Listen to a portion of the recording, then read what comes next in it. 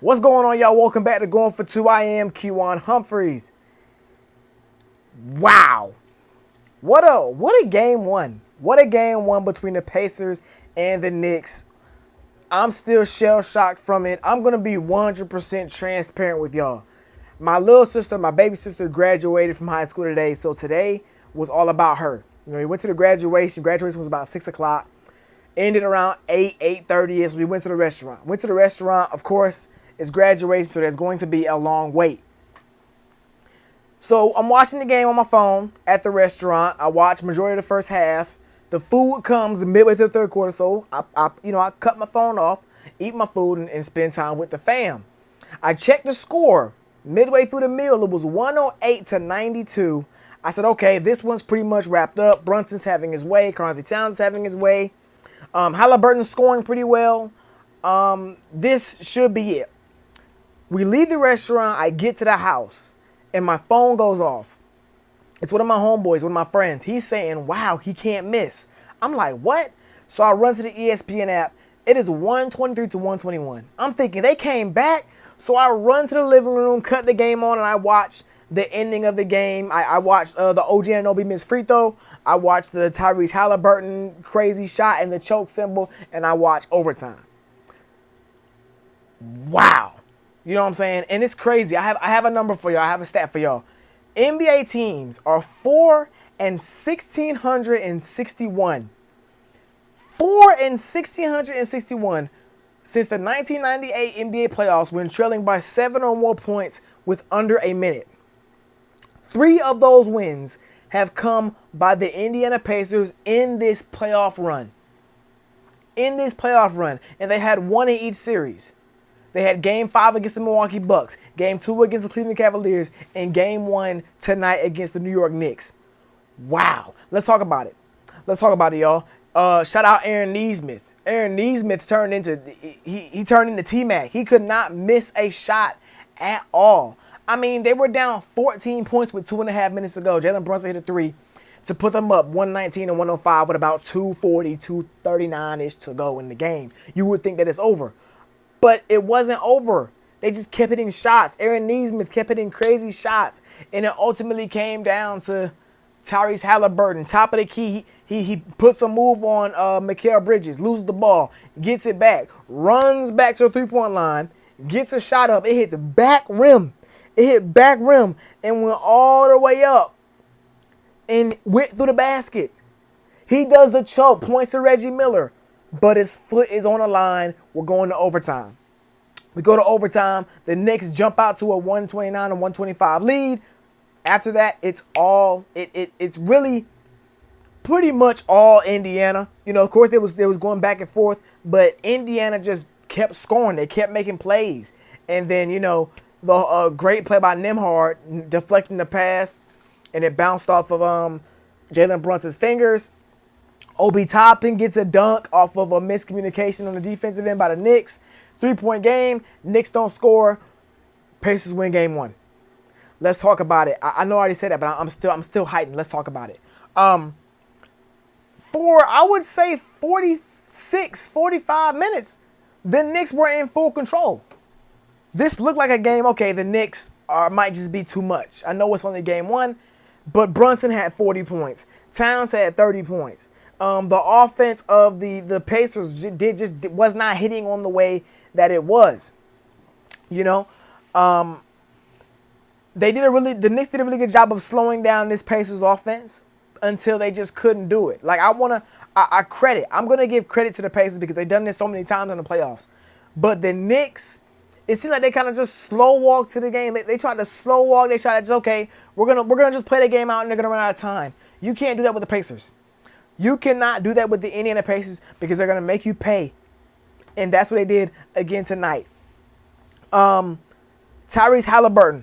This is a guy, I watched ESPN yesterday, and they were talking about what number 2 option is most important out of Julius Randle for the Timberwolves, J-Dub for OKC, Karl-Anthony Towns for New York, and Pascal Siakam for the Pacers. And I initially said Pascal Siakam is the most important too, because his one is not as good as the other ones. Now, don't get me wrong. I still think Haliburton is not on the level of a Jalen Brunson, Anthony Edwards, and a Shai Gilgeous-Alexander. But tonight, he made me eat those words. 31 points, 11 assists. Fourth quarter and overtime, he just made play after play after play. I'm watching him cook Mikal Bridges. I mean, he cooking him. You know what I'm saying? And it ultimately led to the win. You know, Haliburton hit a big three right after Jalen Brunson's three to put them up by 14 with 2.5 minutes. Haliburton's three kept the game alive. If he misses that shot, you know, Rick Carlisle may empty the benches and pack it in, but he hits the shot and ultimately starts the run for the Indiana Pacers. You know what I'm saying? My question is for the Pacers. Are you going to get this every night? You know what I'm saying? Aaron Nesmith hit 8 threes. He had 30 points. He had 8 threes. Great player. I'm not taking nothing away from him. But is he a guy that you can pencil in for 25, 20-plus points a night?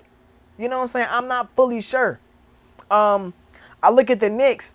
I think we can pencil in the Knicks. I think we can pencil in Jalen Brunson and Karl-Anthony Towns having a great series offensively. You know, Karl-Anthony Towns actually hitting threes, taking threes. They're using him as that stretch big. They use him as a stretch big this game. If they can keep doing that, then he's going to have his way all series long.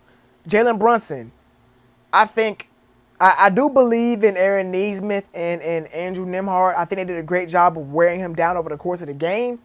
But overtime game, heavy minutes, man.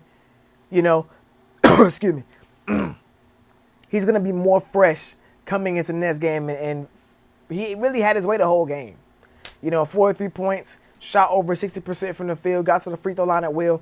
He had his way, and I think he had his way because he's coming from having to deal with Thompson twin, Asar Thompson, then have been dealing with all the defenders of the Boston Celtics, all the big, strong, lengthy defenders of the Boston Celtics, to now he feels like he has a load off of his shoulders going up against the great defenders in Nesmith and Nembhard. But he did a great job of getting them guys in foul trouble. And once he got them in foul trouble, they got to bring in Ben Shepherd. Ben Shepherd, we ain't seen barely any Ben Shepherd minutes this playoffs.